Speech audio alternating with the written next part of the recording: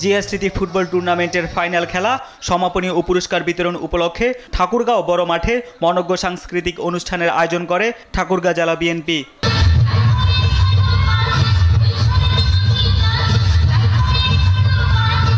অনুষ্ঠানে ঠাকুরগাঁও জেলা বিএনপির সাধারণ সম্পাদক বলেন, গেল 16 বছর স্থানীয় পর্যায়ে খেলাধুলা চর্চা বন্ধ হয়ে গেলেও তা আবার ফিরিয়ে আনতে হবে।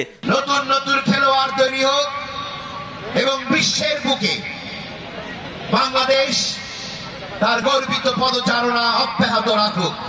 বিশেষ অতিথির বক্তব্যে বাংলাদেশ ফুটবল ফেডারেশনের সভাপতি তাবিদ আউয়াল বলেন, বিএনপি প্রত্যাশা করে ফ্যাসিস্টদের পতনের মধ্য দিয়ে ভবিষ্যতে সুস্থ বাংলাদেশ ফিরে আসবে। যে বিগত ফাঁসিবাদের, দুর্নীতির এবং ফাঁসিবাদের কালো মেঘটা আসলে চিরবিদায় হয়ে গিয়েছে। সেটার প্রমাণ হলো আজকে যে আমরা খোলা মনে এই মাঠে আমরা খেলছি। বিএনপি বারে বারে সুচেষ্টা করছে একটা সুস্থ, অবাধ, গণতান্ত্রিক পরিবেশ সৃষ্টি করার জন্য। অনুষ্ঠানে প্রধান অতিথি ছিলেন ফুটবল সংগঠক ও বিএনপির রংপুর বিভাগের সাংগঠনিক সম্পাদক আসাদুল হাবিব দুলু। তিনি বলেন, নতুন বাংলাদেশের স্বপ্ন দেখছে দেশের মানুষ।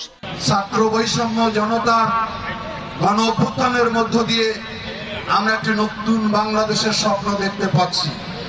আমাদের আগামী দিনের বাংলাদেশ, তারেক রহমান সারা বাংলাদেশের মানুষকে উদ্বুদ্ধ করার জন্য নেতৃত্ব দিচ্ছেন। জিয়া স্মৃতি ফুটবল টুর্নামেন্ট 2025-এর ফাইনালে ট্রাইবেকারে রংপুর জেলা বিএনপিকে 4-2 গোলে পরাজিত করে দিনাজপুর জেলা বিএনপি। পরে বিজয়ীদের মধ্যে পুরস্কার বিতরণ করেন আমন্ত্রিত অতিথিরা। তারেক মাহমুদ সুজন, দেশ টিভি, ঢাকা।